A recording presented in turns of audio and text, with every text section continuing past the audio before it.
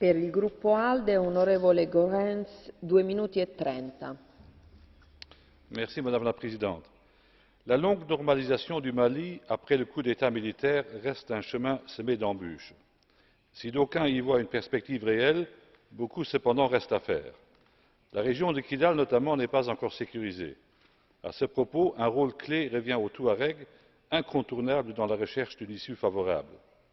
Deuxième bémol, la fragilité de toute la région sahélienne qui continue à être exposée à des secousses importantes depuis le début du printemps arabe. Aussi, le calme relatif du moment ne devrait-il en aucun cas être interprété comme la fin de la violence dans cette région.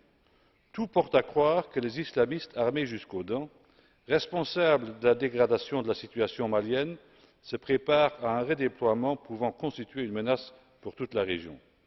Quant au point plus positif, mentionnons d'abord, premièrement, la tenue des élections présidentielles les 28 juillet et 11 août prochains.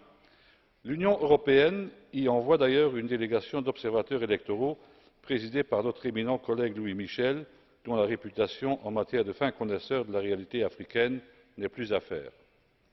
Deuxièmement, saluons également l'engagement de la communauté internationale. La force des Nations unies, MINUSMA, visant la stabilisation et le maintien de la paix, en est un exemple. Et troisièmement, c'est sans doute de loin le point le plus positif, les résultats encourageants de la conférence des donateurs tenue à Bruxelles en mai dernier prête à investir plus de 3 milliards d'euros dans la reconstruction du pays. Quant à la question de savoir si les élections doivent se tenir au début du processus de reconstruction de l'État malien ou à la fin, je reste convaincu que la tenue de l'élection présidentielle, malgré les doutes que l'on peut exprimer, telle qu'annoncée, est la bonne décision. Pourquoi? La raison en est que les élections s'inscrivent de toute évidence dans le long processus de démocratisation du Mali, déjà initié dans les années 90. Ensuite, faire le state building avant les élections, c'est ne pas tenir suffisamment compte du fait que seul le suffrage universel peut ramener la légitimité indispensable au bon fonctionnement des institutions, la légitimité devenant ainsi le socle sur lequel va finir par reposer la confiance des citoyens dans leurs institutions. Avant de conclure, permettez-moi quand même d'attirer l'attention de Monsieur le Commissaire sur le refus d'accorder un visa d'entrée à Mme Traoré, ancienne ministre de la Culture en Europe.